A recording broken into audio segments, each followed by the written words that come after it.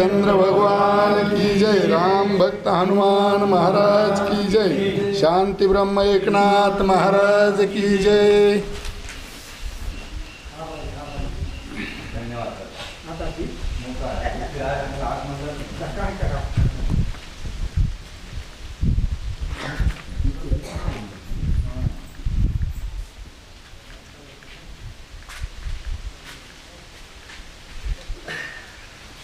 बोला पुढे येऊन वाट बघतो तर काय उशिरा येतो तर बापू गाय चारून पाणी पाजून पाहिजे जरा पाठ चारली तर नाही का तुम्ही जरा ट्राय मला हे का करा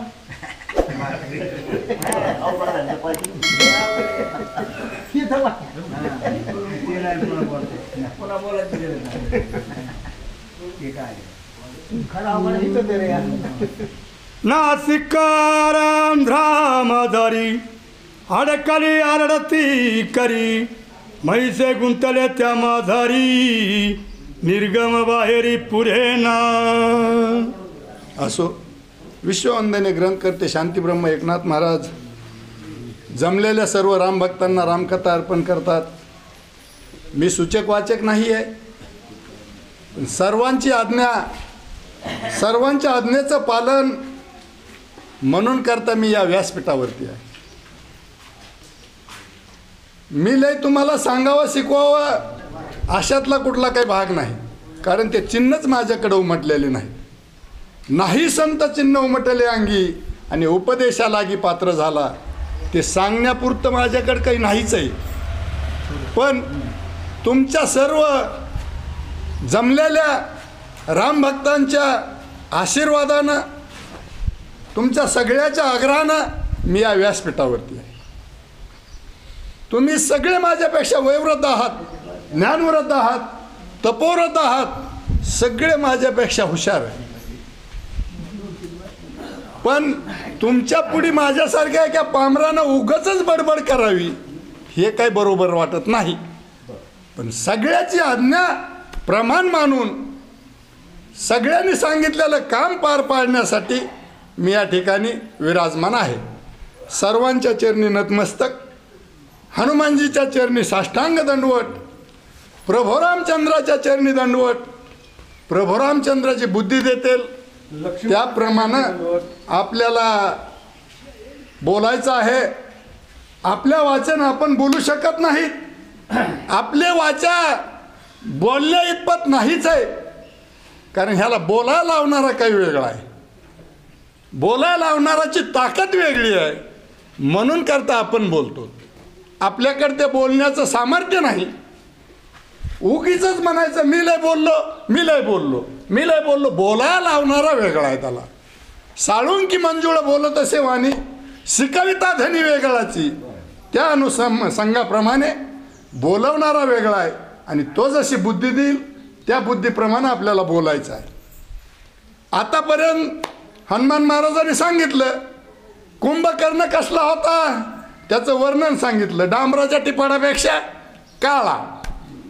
आताच्या ववीत सांगितलं त्याच्या नाकाच्या सुवासानं त्याच्या नाकामध्ये काय काय शिरत होतं, काय काय शिरत होतं त्याच्या नाकात, हाती, उंट, म्हशी, घोडे असले अवजार कुंभकर्णाच्या नाकात त्याच्या त्या झोपीच्या सुवासानं येत होते। सुवासानं गोरताना कसा सुवास टाकतं माणूस,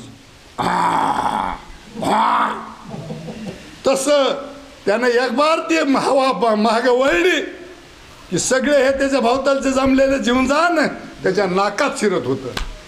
अशी कथा नाथ महाराजांनी या ठिकाणी आपल्याला सांगितली आहे। निश्वासाचा तीव्र वारा, आस्वपदा तीर्थ कुंजरा, वेगे उडविला अंबरा, भवती गरगरा काशी। काय म्हणले नाथ महाराज, ते मध्ये गेले आणि पुन्हा तो सुवास बाहेर टाकताना जे त्या सुवासानं उडाले ते आकाशापर्यंत फिरायला लागले। बघा किती जोरदार सुवास असेल, वाऱ्याला लवकर उचला ना आता तेवढं, आणि त्या कुंभकर्णाच्या नाकाच्या सुवासानं ते मध्ये गेलेलं जे जित्राप होतं, हाती, घोडे, सिंह, वाघ, म्हशी, गाढवं असलं काही, ते सुवास बाहेर टाकताना बाहेर आल्यानंतर ते असं आकाशापर्यंत असं गर गर गर गर गर गर फिरत जायचं. अशा प्रकारचा असणारा कुंभकर्ण आणि त्याच्या असणाऱ्या त्या शरीराचं वर्णन नाथ महाराजांनी या ठिकाणी मांडलं आहे. राहता त्याच्या मुखासमुख जो तो पाव्या सुख अवघे झाले पराड मुख प्रबोधी दुःख राक्षसा. जर त्याच्या मुखाच्या समोर काही थांबलेलं असलं तर ते गेल्यावर काय माघारी येत होतं का? नाकातलं येत होतं माघारी, कारण ते या इथं अडकत आहे म्हणून येत होतं बरं का. तोंडातून गेलेलं माघारी येत नाही, ते खाली जाते. अशी असणारी अवस्था तो कुंभकर्ण झोपलेला आहे, त्याला उठवायला गेलेलं सैन्य विचार करते, ह्याच्या जर तोंडाच्या समोर आपण गेलोत आणि कदाचित ह्याच्या तोंडात गेलोत तर पुन्हा माघारी येणे नाही, आपलं तिकडंच खात्मा. पुन्हा आपल्याला कोणी बोलू शकत नाही, विचारू शकत नाही, कुठेही म्हणून बी पत्ता नाही. अशी अवस्था आपली होईल असं सैन्य प्रधानाने तिथं गेलेली सगळी प्रजा विचार करते कुंभकर्णाला उठवण्याचा. राक्षसी करणी अति यत्न चुकवणी अत्याचे श्वासावर्तन प्रयास प्रवेशले भजन भवन प्रबोधन करावया. जे जमलेले राक्षस होते, जे जमलेलं सैन्य होतं, जे त्याला उठवायला गेलतं, त्यांनी काय करायचं, त्याच्या मुखाच्या समोर जायचंच नाही, बाजूनं उभं राहायचं, बाजूनं असं बगलानं, मंदिराच्या बगलानं उभं राहायचं. हो, जर समोरासमोर आलाच आणि एखादी बार सुवास वळला नाही, अशी अवस्था त्या राक्षसाची झाली. त्याने अशी बगलाने उभं राहायचं, दवचायचं, हलवायला बघायचं, पण कुंभकर्ण इतका सोपा उठविणं नव्हता. इतक्या सोप्यानं उठणारा नव्हताच तो, कारण तो 6 महिने निद्रित आणि अर्ध्यात त्याची झोप मोडायची म्हणलं आपलं आपण तरी उठतोत का? तुम्ही 12 वाजता झोप आणि 1 वाजता उठवा बरं, कोण उठतंय ती बघूत. त्याला 50 हाका मारावा लागतील आणि शेवटला असं एक मोठ्यानं धक्का मारावा लागेल तेव्हा ते उई करील. अशी अवस्था मानवाची आहे. तो कुंभकर्ण होता. त्या कुंभकर्णाला 6 महिने त्याला शापच दिलेला होता ब्रह्मदेवानं. 6 महिने झोपीत आणि 6 महिने जागा. मग ते कधी उठणार आहे ह्यांना असं नाथ महाराज सांगायला लागले. त्याच्या भोवतालून ही सैना फिरायला लागली आहे, त्याचा प्रयत्न करायला लागली कसा उठवावा, काय ह्याला युक्ती करावी, कोण्या व्यक्तीनं लवकर उठल असा विचाराने ते सैन्य तिथं गेलेलं करतंय. तिकाट शस्त्रे त्या जाळी तैसा ऊर्ध्वर मावळी हात लाविता सर्वांग फळी कोणी जवळी येऊ न शके. असं कहार असणारे शस्त्र, तिखट असणारे शस्त्र, त्या शस्त्रानं लांबून जर मारून उठवला तर जमल, जवळ गेल्यानंतर आपलं काही खरं नाही, आपल्याला काही मेळ लागणार नाही. याच्या अंगाला हात लावायला तर कुणाची हिंमतच नाही. का जर हियाच्या सुवासानं जवळ गेल्याबरोबर जर वळलं तर आपलं खरं नाही, पुन्हा आपण दिसू शकणार नाहीत. अशी अवस्था त्या सैन्यामध्ये पसरली. अशी भीतीचं वातावरण त्या सैन्यामध्ये पसरलंय आणि त्याचा विचार करतात कोण्या शस्त्रानं उठवावं लागेल, कोणतं शस्त्र वापरावं लागेल असं आणि ते सैन्य विचार करताय. भयानक प्राण परिचार भयानक शरीर भार भयानक मुखात उग्र भासे क्रूर सर्वासी. भयानक असं दिसणारं शरीर आहे. एखाद्या डोंगरासमन हे डोंगर कसा दिसतोय असं दिसणारं शरीर. भयानक अशी त्याची कृत्य आहे, भयानक अशी आकृती आहे, भयानक त्याचं दिसणारं मुख आहे. विक्राळ आक्राळ असं दिसणारं म्हणजे आपण बघू सुद्धा शकणार नाहीत अशी त्याच्या मुखाची आवृत्ती आहे असं नाथ महाराज त्याच्या शरीराचं आणि वर्णन मानतायत. कुंभकर्णाची क्षुधा दारुण सिद्ध भक्षण सता जाण भक्षीला उघे लंका भुवन या लागी भक्षण रावण धारी. काय होतं म्हणलं नाथ महाराज त्या ठिकाणी, कुंभकर्ण भुकेला इतका म्हणजे भारी होता की त्याला जर भूक लागली तर अख्खी लंका खाऊन टाकण्याची ताकद त्याच्याकडे होती. अख्खी लंका खात होता असा असणारा कुंभकर्ण, आणि त्या कुंभकर्णाला उठवायला हे गेलेले प्रधान, गेलेलं सैन्य आणि त्याचा उठविण्याचा विचार करते. हे जर न जाणू उठलंच, लागला दाकान उठलं, तर ह्याला खायला काय द्यावा त्याचा विचार आधी मांडावा लागल, असं आणि प्रधान विचार मांडायला लागले. पक्वानाचे डोंगर अन्न स्वरीचा मी दशा शिर सुधा दुर्धर कुंभकर्ण. सैन्य त्या ठिकाणी पोहोचण्याच्या अगोदर राजा रावणानं तयारी केली आहे. काय झालं याला? राजा रावण त्याच्याकडे बघत आहे की जर हा उठला कुंभकर्ण तर तिथं जमलेलं सैन्यच अगोदर खाऊन टाकील. त्याच्यापेक्षा याला खाण्याची तयारी अगोदर करून ठेवावी लागेल. याला खाण्यासाठी अन्नाचे डोंगर त्या ठिकाणी तयार करावं लागतील. कुंभकर्ण उठण्याच्या अगोदर, आणि उठल्यावर म्हणले असतं खरंच नाही काही, राजा रावणा सगट लगेच मुकार. मग कोण विचार करतो कशाचा? असा असणारा कुंभकर्ण आणि त्या अन्नाची तयारी राजा रावणानं सैन्य पोहोचण्याच्या अगोदर अन्नाचे डोंगर मांडलेले आहेत. पाण्याला टँकर हो, गागरी नाही टँकर, अशी असणारी त्या कुंभकर्णाची अवस्था आहे. आणि त्या कुंभकर्णाचं वर्णन नाथ महाराज करतायत. नेतृत्व है कुंभकर्णासी मगवरा रहा मेरे महिषासी रावण धारी भक्त वयासी बहु कल्पासी असंख्या. कल्पाची कल्प कशाचं काय तसलं चिल्लर किलो 2 किलो असलं नाही तुमच्यावनी. खांडांशी लागत होतं, खांडांशी मांस खायला तसंच अक्काची अक्क, तुकडा फेकडा नाही काय तसला असं असणार. आणि कल्पाची कल्प त्याला खायला लागत होते. त्या कल्पाची तयारी राजा रावण करत होता. त्या कल्पाची तयारी राजा रावणानं त्या ठिकाणी अगोदर केली होती. का? हे जर उठलं न जाणू, इतक्या लवकर उठत नाही. त्याला उठवायला आणखीन आपल्याला 2 सोमवार जाणार आहे. आजच आताच नाही उठत. पण जर उठलं आणि धावलं तर पळू बी देत नाही. अशी अवस्था या कुंभकर्णाची आहे. आणि त्या कुंभकर्णाला खाण्यासाठी पिण्यासाठी डोंगर अन्नाचे डोंगर तयार केले आणि मांसाहाराचे कल्पाची कल्प नेऊन बांधले. आणि पाण्याचं तर काय एक तळच समुद्रच लागत होता प्यायला त्याला, त्याचं काय येली वाटच नाही दुसरी.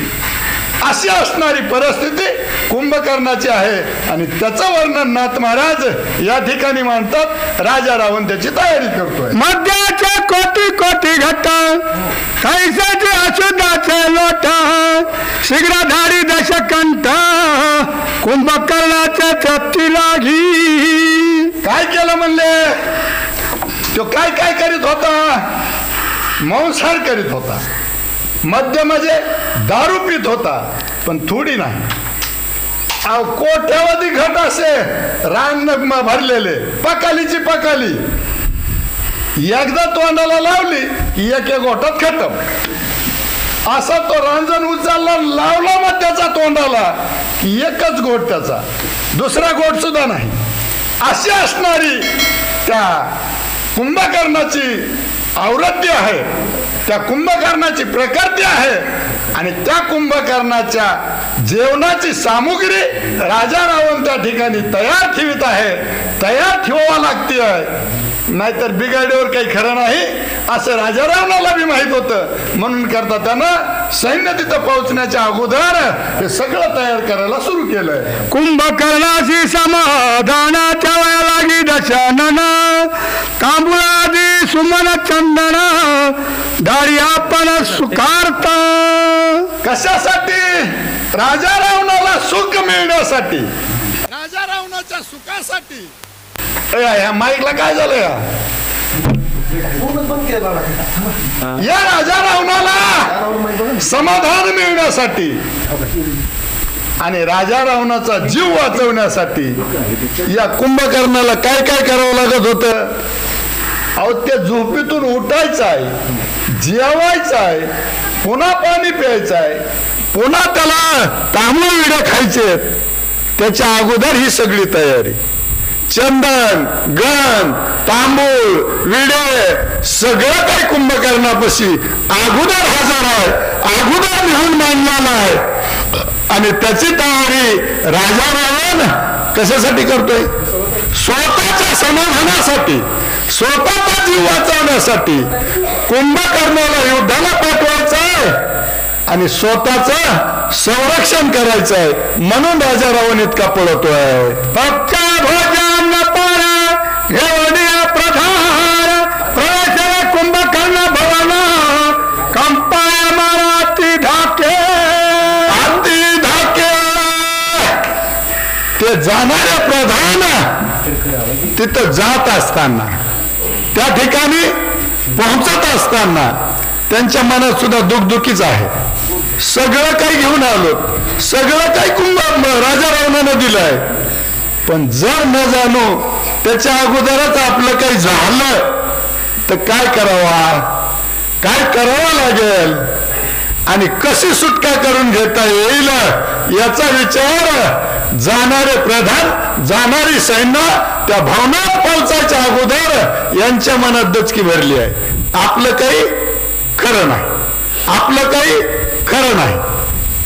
कधी म्हणतो माणूस, कधी म्हणतोय म्हणा जरा जास्त गुडघा दुखायला लागला, जाऊ द्या आता काय आपलं खरं आहे, आता उग देवाचे दिवस घालायचे, देव दुह घालायला बसलाय तू,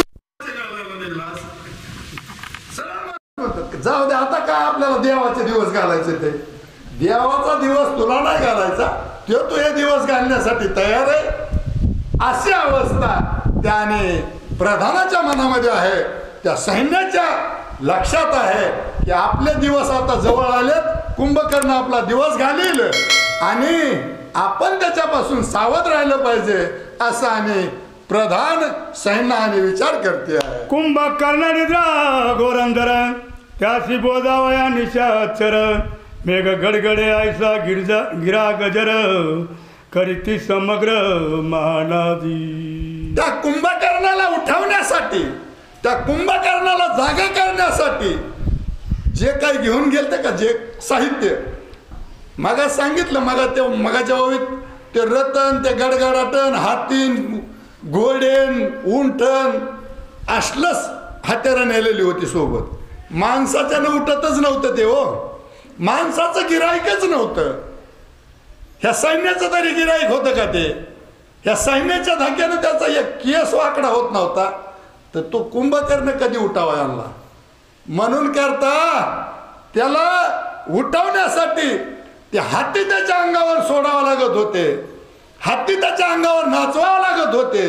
आणि ते नाचत असताना त्यानं सुवास घेतला की ते हत्ती सगळे मध्ये जात होते. अशी परिस्थिती त्या कुंभकर्णाची आहे. तारा घोळ मृदंग फेरी गिडबेडी वाजत याती गजारी शंख वाहिले निशाचरी तिरल्या आसुरी आरोळ्या. त्या असुराने मोठ्या मोठ्यानं आरडायला सुरुवात केली. काय काय वाद्य लावलं होतं? टाळ, घोळ, मृदंग, भेरी, अहो काही बी वाजत होतं, काही बी वाजत होतं. त्या काळातलं वाद्य हे आताच्या काळातलं सुद्धा वाजत होतं तेव्हा तिथं. आताच्या काळातल्याला काय म्हणतात माहित आहे ना? ते एक गाडीत मांडलेलं असतंय, गाडीत, आणि त्याच्या पुढे 10% नाचायला असते. काय म्हणतात त्याला?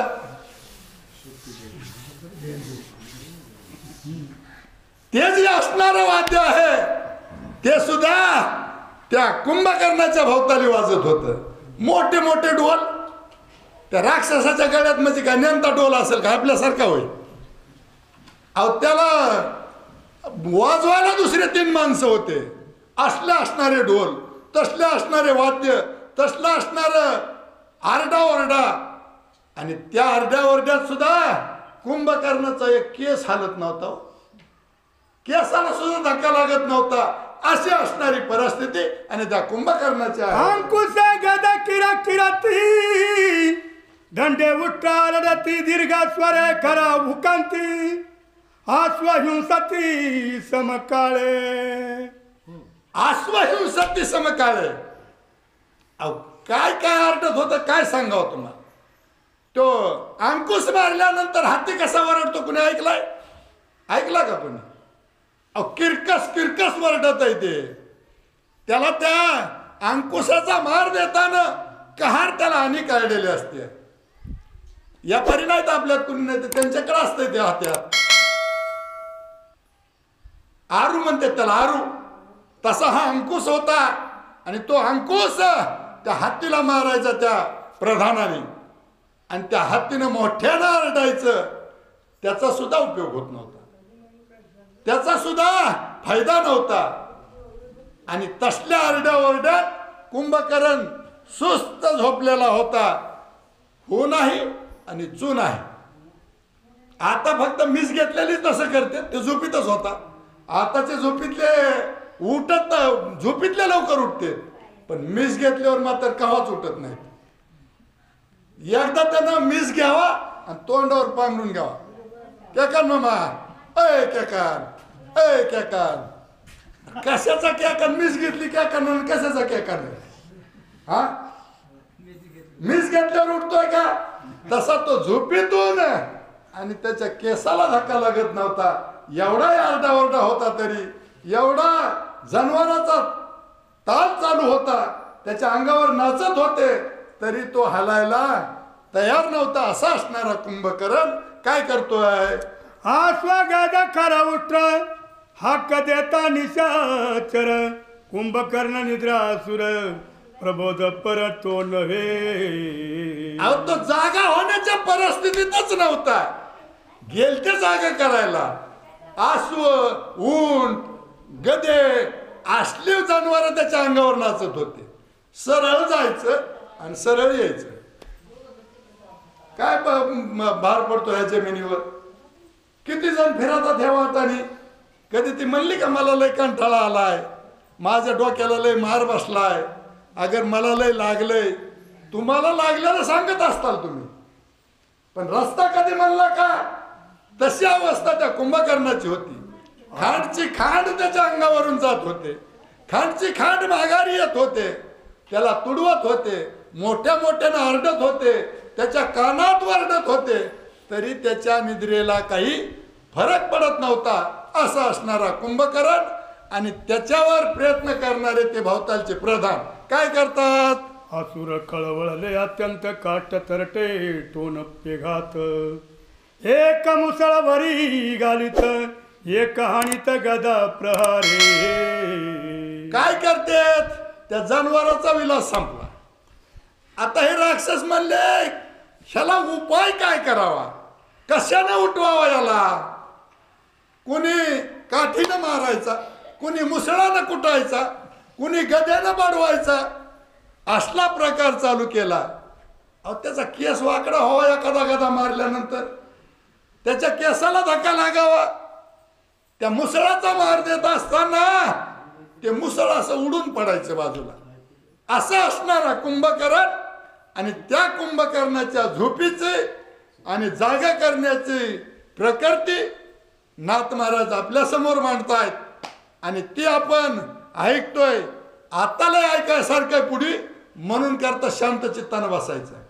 तसं वाकडं नाही बघायचं, शांत बसायचं फक्त. एक हाणी ती गुडघे कोपर एक लाता भीती त्याचे शरीर एक ते हाणी ती मुदगळाला एक ते दुर्धर देती बुक्या.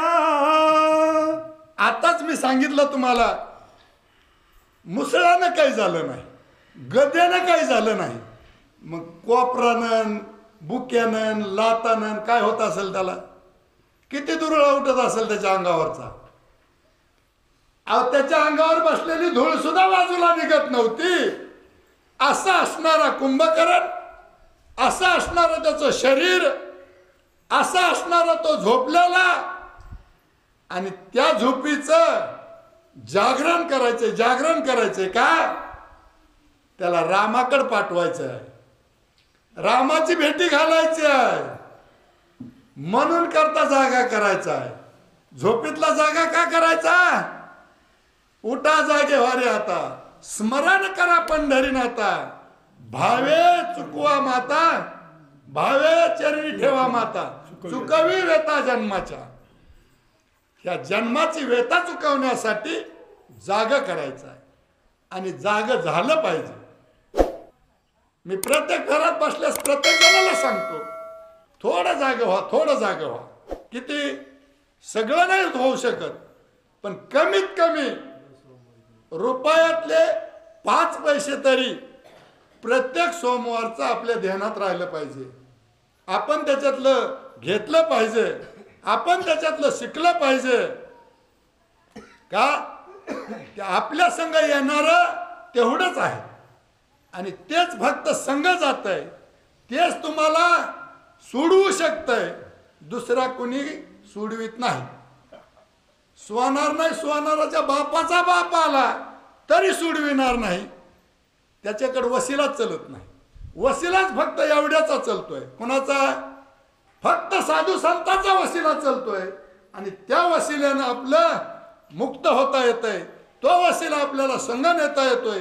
ते कार्ड दाखवल्यावर मात्र तिथं कुणाचा विलाज नाही. म्हणून या जन्म मरणाच्या फेऱ्यातून सुटण्यासाठी थोडं का होईना याच्यातलं दर सोमवारचं शिल्लक ठेवलं पाहिजे आपल्याकडं.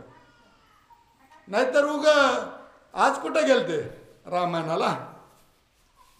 काय कोणचा अध्याय होता ते? काय आठवणीत आहे ते? काय कळतंय आम्हाला त्याच्यातलं? तुम्हाला कळत नाही, पारावर जाऊन काय जेवायला बसलात काय? त्याच्यातलं तुम्हाला कळत नसल्यावर बसलात कशासाठी? कळण्यासाठी बसलात का न कळण्यासाठी? इतक्या आवडीनं सकाळपासून येऊन बसलात कशासाठी? कळण्यासाठीच ना. मग ते कळवून घ्या. ते कळवून घेण्यासाठी याला झोपेतून जागे करायचं आहे. ते कळविण्यासाठी याला झोपेतून जागे करायचं आहे. म्हणून करता राजा रावणानं एवढं सैन्य पाठवलं, एवढे प्रयत्न केले, एवढं खाद्य दिलं, सगळे त्याची तजवीज केली आणि त्याला झोपेतून उठवायला सज्ज झाले. डावचायला लागले. काय म्हणले? एक त्यावर अति तांतडी, सर्व शक्ती घाली ती उडी, एक काष्ट घालून या बुडी, आपल्या प्रोडी उचली ती. बघा किती प्रयत्न करायला चालू आहे. काही म्हणले आपण आता ह्याला उचलूनच उभा करू. जमल का? होय, झोपी गेलेलं उचलून सरळ उभा करायचं जमल? राहील उभा ते? अहो त्याला एवढाले जनावर फिरले तर काही झालं नाही आणि ते ह्या राक्षसाली कवा उठून उभा राहील? कवा उचलल? एक म्हणला काय नाही, ह्याच्या मानाखाली हात घालून ह्याची मानच मुरगाळू. मग नाही का जागा व्हायचं? अरे तुला मुरगाळली तर जागा होईल ना. तुला मुरगाळ, तुझा हात शिरतोय का ती बघा आधी आणि मग मान मुरगाळ त्याची, मग जागा होईल ते. पण तुला आधी हात शिरतोय का ती बघ. हात शिरण्यासाठी जागा आहे का ती बघ. उगा एखाद्या दगडाखाली हात घालायचा जमल घालायला? त्याला पार लावावं लागेल, आधार करावा लागेल, तो हात घालता येईल. असा असणारा कुंभकर्ण त्याला अनेक प्रकारचे शस्त्र वापरायला सुरू केले, अनेक युक्ती वापरायला सुरू केल्या, अनेक व्यक्तीने लढायला सुरू केलं त्याच्या संग.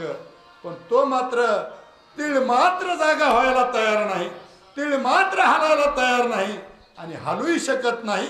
अशी अवस्था कुंभकर्णाची आहे. उचला. हा सहर्ष भेरी नाद कल्लोळ, त्राटिल्या समकाळ, ब्रह्मशापे निद्रा प्रबळ, नवे आळू माळ प्रबोध. म्हणजे उठला बी असतं एखादी बार. ब्रह्मदेवाचा शाप आणि ह्याला इतक्या लवकर कसं उठेल म्हणा? त्याचे दिवस भरल्याशिवाय कसं? 75 वर्ष झाल्यावरच फुकट फिरायला मिळेल ना का? 50 वर्षावाला मी म्हणतो नाही माझं फुकट झालं आता एसटीनं. तू 75 वर्षाचं करून घेतला असेल म्हणून फुकट झालं बाबा. तसं मनानं होत नाही. मनानं फिरायला मिळत नाही, तसं हे झोपलेलं मनानं नाही, ह्याला शाप आहे झोपेचा. म्हणून करताय त्या शापातून मुक्तता होण्यासाठी त्याला आणखीन प्रयत्न करावा लागतात, आणखीन प्रयत्नानं सजवावं लागतंय आणि ते झाल्यानंतर ते शापातून मुक्त होते. त्यावेळेस त्याला कळतंय आपली निद्रा आता संपली, आपली वेळ संपलेली आहे. कशाची? झोपेची. पहाटे 4 वाजता माणूस कसा जागा होतो का नाही? मनानच. त्याला सांगायची गरज आहे का आता 4 वाजल्यात उठून बस, असं सांगायची गरज आहे का? का? त्याच्या निद्रेची वेळ संपलेली असते, त्याच्या निद्रेचा टाइम संपलेला असतोय, म्हणून करता तो उठून जागा होतो त्याच्या वेळेमध्ये. अशी असणारी परिस्थिती आणि या शापामुळं कुंभकर्णाची आहे आणि त्याला उठवण्यासाठी सायना सगळी बेजार झालेली आहे. काय म्हणतात? प्रबोधन पवे कुंभकर्ण तेने भग शोभणी रास गण दीर्घ मुरदर घेवणी जाण धाय दारुण हानी ती. सगळे राक्षस गण कदरून गेले. कुंभकर्ण मात्र हालायला तयार नाही. अहो इतका हालाना त्यांना तिळभर सुद्धा. ते म्हणले काय करावं, ह्याला प्रयत्नच काय करावा ते काय कळाना. मग ते मुदगल भाले असले शस्त्र वापरायला सुरू केले. माणसाला हाणल्यावर कसं वाटेल? तो बी माणूसच होता की. कुंभकर्ण म्हणजे काय, जरी राक्षस असला तरी शरीर मानवाचंच होतं त्याच्याकडे. त्याला असं भाल्यानं हाणायला सुरुवात केली. मुदगल, मोठे मोठे अनेक वेगवेगळे शस्त्र त्याच्या अंगावरती टाकायचे आणि असं ढकलायचं, ढकलायचं भाल्यानं. अशी असणारी अवस्था त्या कुंभकर्णाची आणि ती सायना करते आहे. उरी सिरी सर्व रात्री घाय हानी जाती निशाचरी कुंभकर्ण निद्रा भारी प्रबोधन धरी आघात. त्या कुंभकर्णाची निद्राच असली भारी होती. काही बी हाना हो, काही बी हाना, त्याला काहीच होत नव्हतं. त्याला काही होण्यासारखं अवस्थाच नव्हती त्याची. का? तर त्याला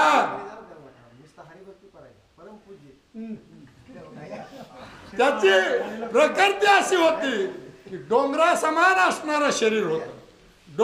डोंगरा समान असणारा तो व्यक्ती होता आणि म्हणून करता त्याला कशानं बी हाणलं तरी काही होत नव्हतं. त्याचा काही उपयोग होत नव्हता. ते शस्त्र त्याच्यावर चलत नव्हते. अशी असणारी कथा कुंभकर्णाची आतापर्यंत झालेली आहे. या पुढील कथा परमपूज्य हरिभक्त प्रायण लक्ष्मण तात्या हे आपल्यापर्यंत असणारी कथा पोच करतील. सर्वजणांनी याचा लाभ घ्यायचा आहे.